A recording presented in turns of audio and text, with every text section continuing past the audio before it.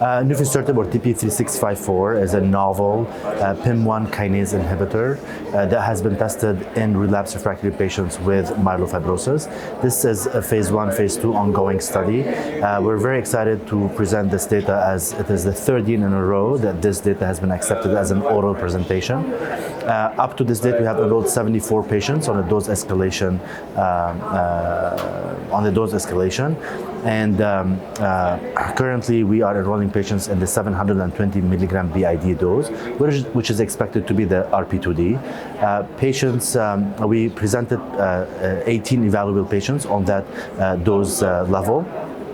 And patients have shown significant spleen volume reduction, and much more impressively, they have shown significant improvement in their symptom score reduction.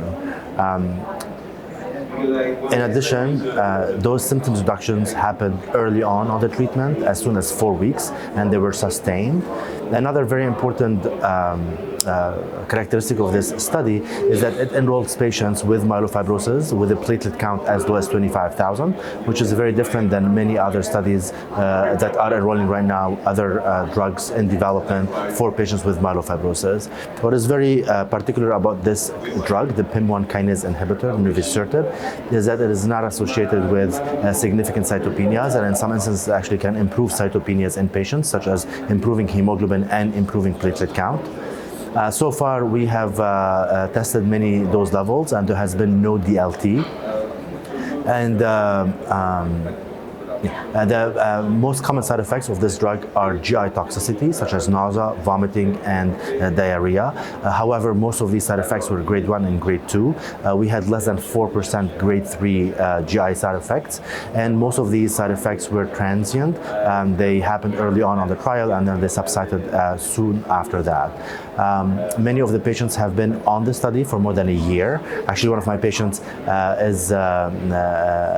went and got stem cell transplantation, and she's now a year and a half post stem cell transplant, doing very well.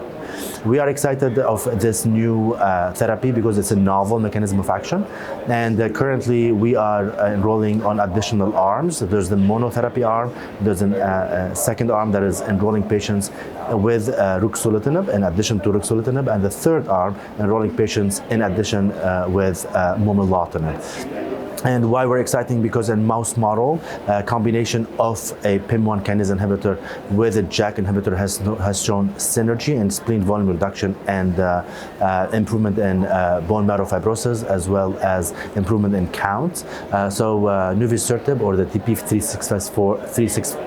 Nuvisertib or TP3654 seems to be a great partner for other JAK inhibitors, especially that it could potentially prevent cytopenias in that patient population.